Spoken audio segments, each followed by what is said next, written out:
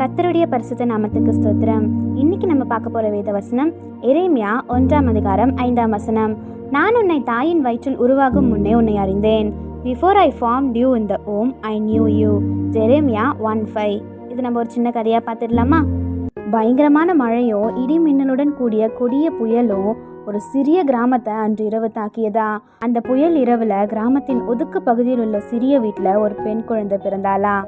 பிள்ளையை தூக்கி பார்த்த தாய்ப்பாட்டி மெதுவா சொன்னாங்களாம், இவ பலவீனமா இருக்கா, இன்று இரவு உயிர் தப்புவாளான்னு தெரியலன்னு சொன்னாங்களாம். வீட்டுக்குள்ள பயமோ கவலையோ இருந்ததா. வெளியில புயல் காற்றும் மழையும் பயங்கரமா கர்ஜித்ததா.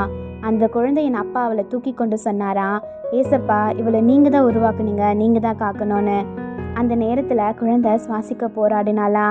அவளுடைய பாட்டி முழங்கால் படிட்டு பிரார்த்திக்க ஆரம்பிச்சாங்களா, ஏசப்பா கற்பத்தில் உருவாகப்படுவதற்கு முன்னமே நீங்க இவளை அறிந்திருக்கிறீங்க, இவ வாழ்க்கைக்கு ஒரு குறிக்கோள் இருக்கு, நீங்க தான் காப்பாற்றணும்னு.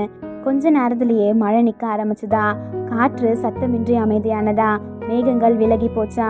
அந்த நேரத்துல தான் அந்த குழந்தை மெதுவா அழ ஆரம்பிச்சாளா.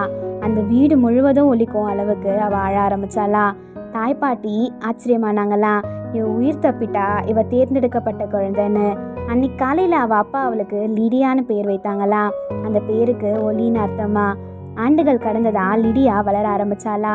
அவ மனதில் எப்பவுமே ஒரு உணர்வு இருக்குமா, அவளுடைய வாழ்க்கைக்கு ஒரு காரணம் இருக்குன்னு. எப்போதாவது அவளோட மனம் உடைந்தா அவ அம்மா அவளது தலைமுடியை தடவி சொல்லுவாங்களாம், லிடியா அந்த புயலை கடந்து நீ உயிர் தப்பியது விபத்து இல்ல, ஏசப்பா உன்னை முன்னமே அறிந்ததுனால்தான்.